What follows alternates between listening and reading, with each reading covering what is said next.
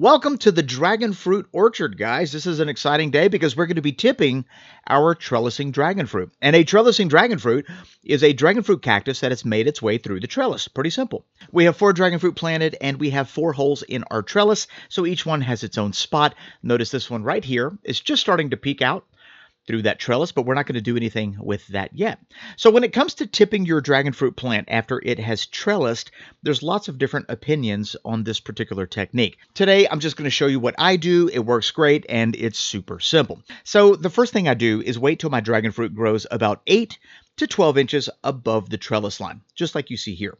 And then with some garden shears, I'm literally just going to nip the tip. I am going to tip the very end of that off. By doing this, we're going to put the plant into a stressed state, and that's going to promote new growth, which is what we want. And that new growth is going to come from that area at the top. So we have some sanitized garden shears. They've been sanitized in alcohol. You definitely want to sanitize them.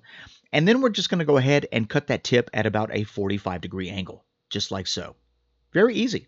You don't have to get radical. You don't have to cut a huge portion off, just the very tip of that. And that is it. Let me show you another example. This one we were training to come through the trellis with some garden tape, and it's now about 10 inches above the trellis line. So we're just going to go ahead and do the exact same thing, sanitized garden shears, and we're just going to nip the tip, 45-degree angle. It's just that simple. This is the piece that came off of it. So as you can see, you don't have to take off inches and inches of your dragon fruit, just the very end. Here are 2 more examples, but notice how these are just coming through the trellis, so I'm not going to do anything with those today. This is a Kathy Van Arum and a Natural Mystic dragon fruit. Okay, one more example, but I think you get the idea. We've got a dragon fruit planted in a pot. There's our trellis, and we have 12 inches of growth above the trellis. We're going to cut this at a 45-degree angle. And the reason we do 45 is simply so that water doesn't accumulate on that cut, and it gives it a chance to heal. This is what we took off of our dragon fruit. Easy peasy. This next variety is an Assunta variety, and although we could tip it at this point, I am going to let it grow just a little bit longer, but the choice is yours. Like I said, this is what works for me. All right, so what can you expect if you tip your dragon fruit after it's trellised? Well, in a very short period of time, you're going to start to notice new branches form on that area that is above the trellis. Look right here, we've got 2 new branches coming out. And this is precisely what we're looking for. We're trying to get our dragon fruit to canopy. This is a Desert King Diego edition. Notice we have 3 beautiful branches forming from that top one.